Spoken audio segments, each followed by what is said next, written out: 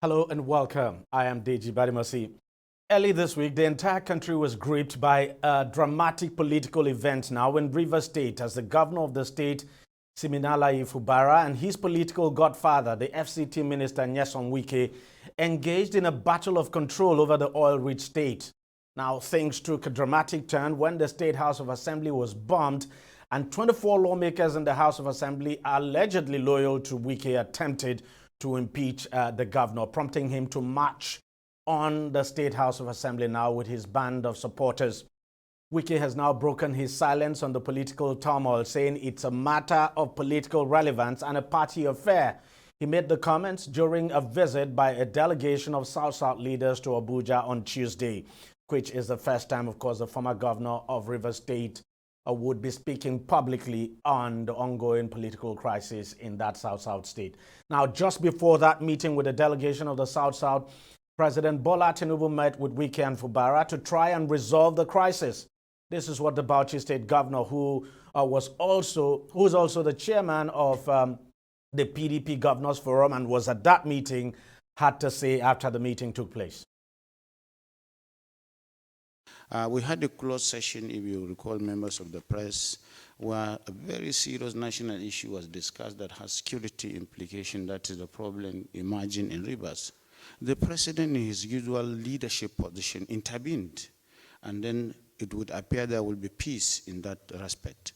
And so in that talking, the governors of the PDP, on their behalf, I spoke and extolled the leadership quality of the president, congratulated him on behalf of the president, and expressing appreciation that all the PDP governors who had gone through the tribunal have emerged victorious.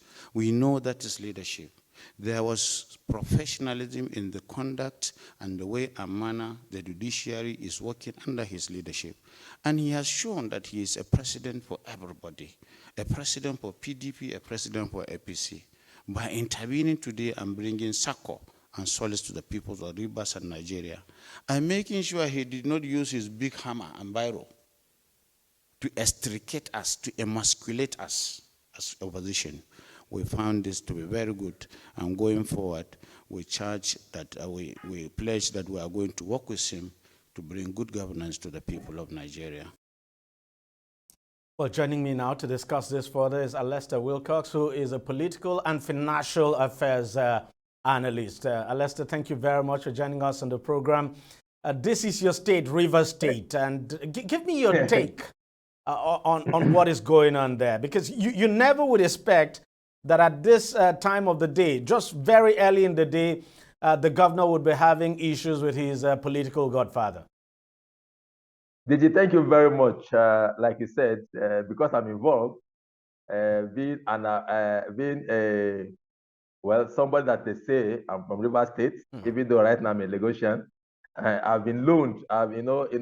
In football you loan players, so I've been loaned to Lagos State. Yes. That does not extricate me from keeping tab with my root. Talking about Rivers State, Deji, it is not unexpected. I can tell you for free that there will be crisis between ex-Governor Wike and current Governor Fubara because of the various intricacies and issues that characterized his emergence as the governor of Rivers State. Remember, Fubara was not a politician, he was not in the mainstream politics, he was a civil servant. And of course, ex-Governor Wike will looking for who he will use to succeed him in order to continue his dominance in Rivers politics. But like you said, we never expected it this early. As far as I'm concerned, I expected that the romance will last maybe 1 or 2 years. Maybe it is becoming, when it is coming to the time of re-election, that there will be this kind of altercation. But that it came too early in the day, that means that some things that were fundamentally wrong with the structure that they put in place in order to have governance in place. And the second part of it is the fact that Wike today cannot be said to be fully in PDP, or is it in APC? So with this kind of scenario, it is not unexpected that the PDP establishment will also want to find a way to create some altercation because SIM seems to be more attuned with PDP. And because Governor Wike has dealt some fatal blows with a lot of interest in PDP, especially in Rivers, even at national level. You know how much he pulled the party, how much he has been at loggerhead with elements in the party. So they also want to find a way. So there's a lot of political intrigue on the ground current that is currently happening. And then it is also alleged that Wike didn't give Sim the right or some of the privileges of a governor. So by making most of the appointment for him, emasculating him. So there will be also some new interests that will want to develop and tell Sim, you are a man of your own. That also want to sweep the rug off Wike's feet. So these are some of the intricacies. So I didn't expect it this early, but I expected it that at some point it will happen. More so when Wike has become an Abuja-based politician, having a lot to bite as an FCT minister. So there will be some new kings want to develop up in Rivers State, and that's what we are seeing playing out. Now, there's no question at all that Fubara knows Wike very well. No doubt at all about it. He knows what Fubara must have known what he was walking into when he was going to be made the governor. I mean, when Wike actually brought him to be the governor of that state. So if there's a man who understands Wike very well, it should be Fubara. So the question then is, I mean, why then should he be surprised at some of the alleged actions now that Wike might have taken against him, or especially this issue of making appointments and all of that? Why is it difficult for him now to manage Wike and manage his political godfather very well? Because we've seen this even in Lagos State, where you are, where a former governor of this state, I'm talking about Fela, was able to manage the current president, who was his political godfather, still his political godfather anyway, but was able to manage him now for 8 years, in spite of the internal issues they had, but was able to manage him for 8 years. But why is it difficult that this is not happening in the case of Rivers? Unfortunately, the Lagos model of godfatherism has not been able to be replicated in any state. Unfortunately, people felt, oh, well, there's godfatherism. Of course, it's everywhere. Yes. Like you said, managing the godfatherism factor and remaining relevant. The Lagos model has not been able to be replicated. And so a lot of people need to go and ask Asiwaju, how did you manage it? How did you keep it going for these whole years, 24 years and counting?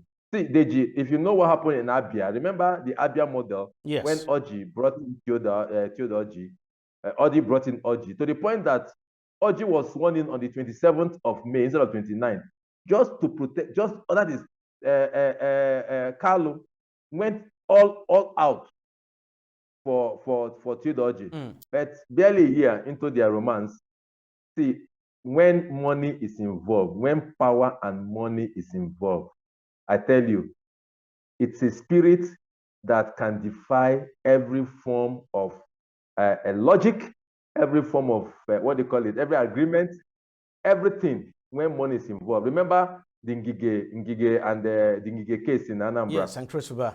We also saw it between Obi and, we saw it between Obi and, of course, Obiano. Exactly. We also, Obiano, we also know the Jim Wobodo and the Namani case. So yes, Namani, whoever holds the treasury, that is why for a SIM has know the treasury power of Rivers State. Rivers State is the cash cow state after Lagos. So whoever holds the treasury will lose his sensibility in terms of in terms of allegiance. Look at the Rivers State.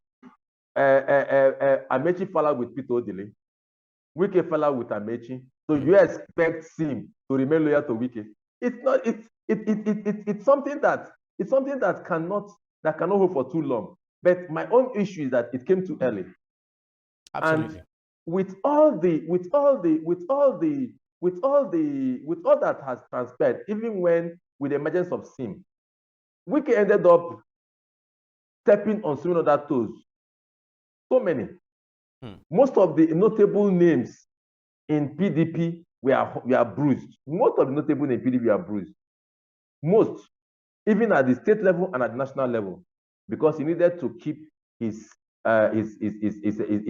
political structures intact.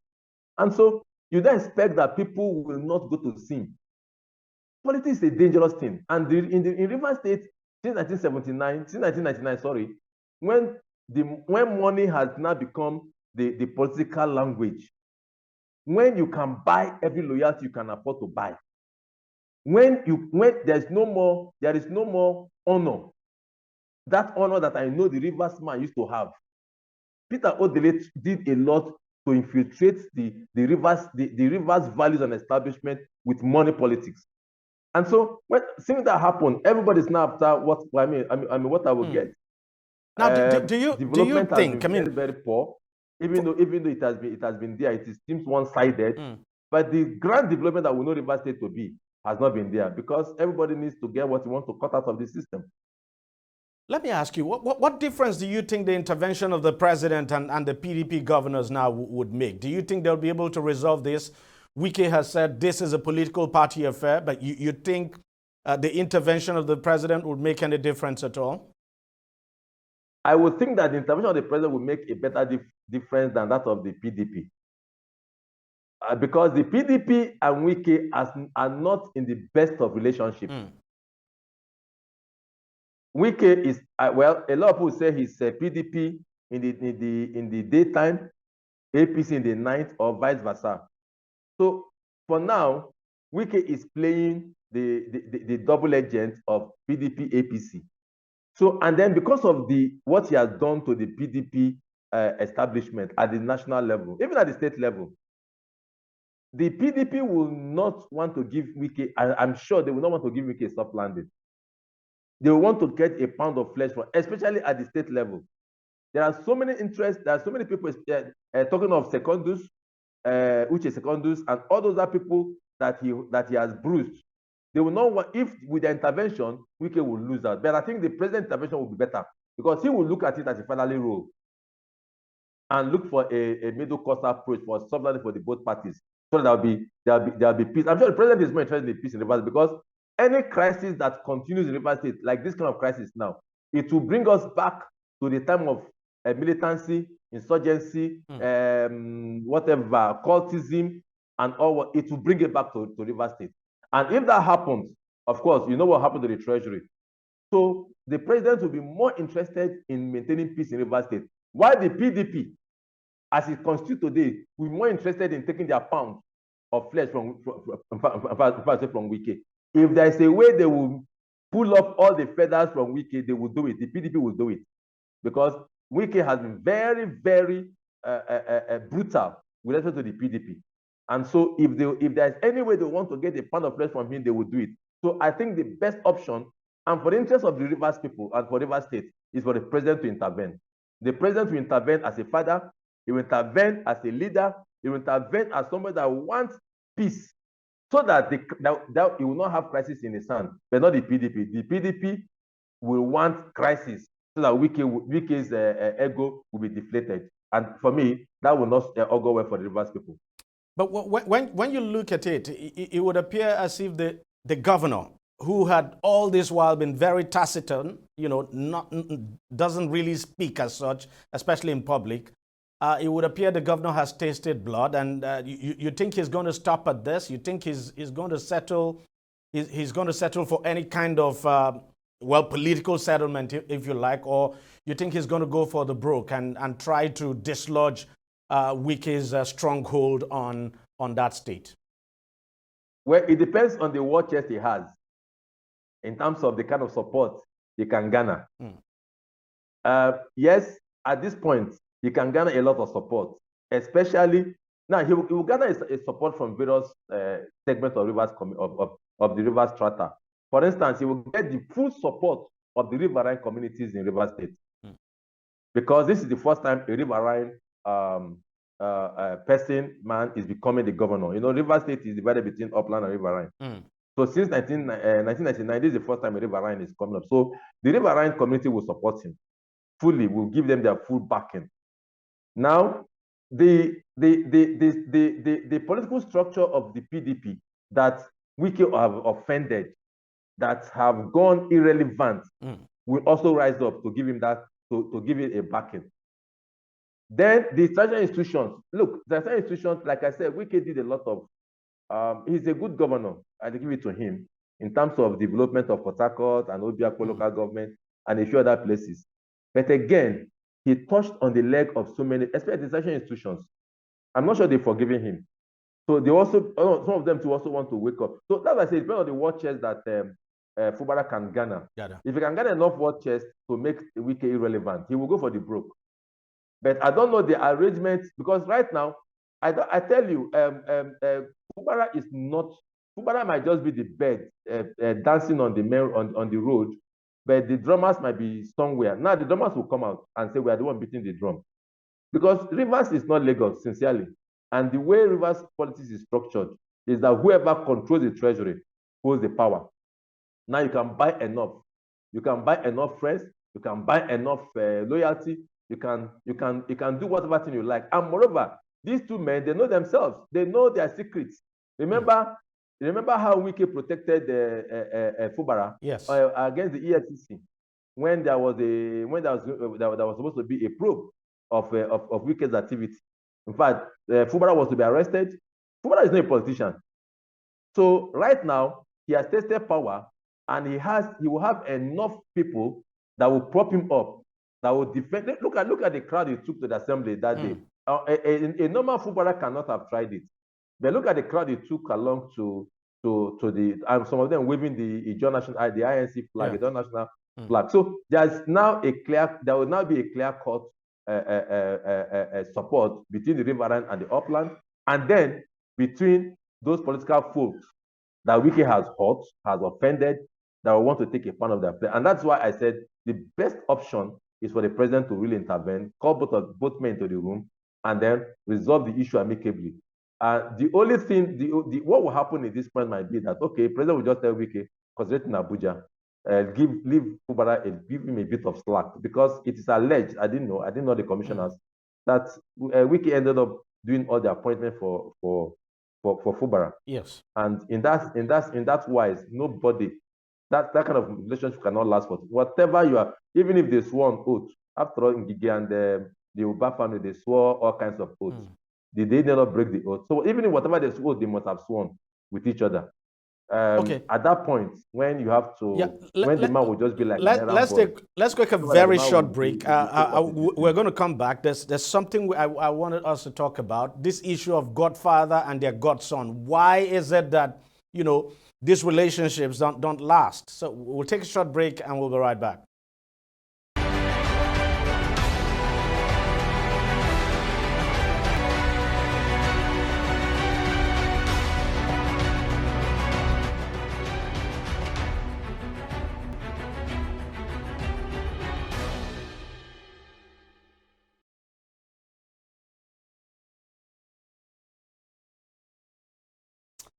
Welcome back, and if you've just joined us, we're looking at the feud between Governor Siminalayi Fubara and his political godfather now, the FCT Minister Nyesom Wike. And of course, as you're aware, Rivers State has been the biggest talking point in the country this week. And with me on the show is Lester Wilcox, who is a public affairs and, of course, a financial affairs analyst. Lester, thank you very much for staying with us on the program. So let's look at this, issue of Godfather, political Godfather and their political godson. Of course, you've talked about what we saw in Abia State between the two orgies. You've talked about Anambra. We've talked about other states as well. Why is it that these relationships don't tend to last long at all? What is going on? I think the only exception will be that of Lagos. I have not seen any other state where it has lasted, and maybe Taraba anyway. And in the case of Taraba, you could say the overall political godfather there is Danjuma, and so far no one has actually risen to challenge his authority there. Well, I think, you can even see what happened in Kwara. That when you get power, power is very, very dangerous. When you get power, it can make you lose all sense of rationality. Because it's obvious that you need a destiny helper in whatever field you can of endeavor, be it career, be it politics, so which is called the Godfather. Even Obama had a Godfather. But you see, the difference is, what are the pressures that the Godfather puts on the Godson? That is just it. I think for me that is different. What are the demands the Godfather makes of the Godson? That for me is the core here. Because we know in the Oba case with Anambra, we understand, well, not confirmed, that the Godfather wanted the Godson, that is in Gige, to sign an irrevocable payment order for a certain amount of money to be paid to them every month, and which the governor was like, so where do I get money to run the state? So that is the demand for which the Godson could not meet. Remember again in the case of what do you call him, of Edo State, the recent case in Edo State, the Godson felt, I have arrived. Yeah. So it's either the Godson is seeing himself as, I have arrived, I cannot take his son from you, or the Godfather is making a kind of demand that the Godson is finding difficult to meet. Look, the Lagos model is different. So to a few people that knows the inner working, it's not a one-man show. You know, people think Tinubu is a Godfather, the president is a Godfather, is a Godfather to, yes, he's the face. But people also know, those who know behind, know that there's a body called the GAC that is made up of several caliber persons, that these persons on their own may not be able to command much influence, but together, and they have remained together. So, which is different from the others? The others is a one-man show. A one-man show. I put you there, so you must listen to me. It's not possible. Because when the man comes in and takes power and can control the police, can control the treasury, my dear, it's not the same. It's not. You're right. So if there are no superior force that will check you from behind, it's just a one-man show force, you always misbehave. So for me, my advice to Godfathers, I need one, Deji, if you have one, please. Link me up. I need one.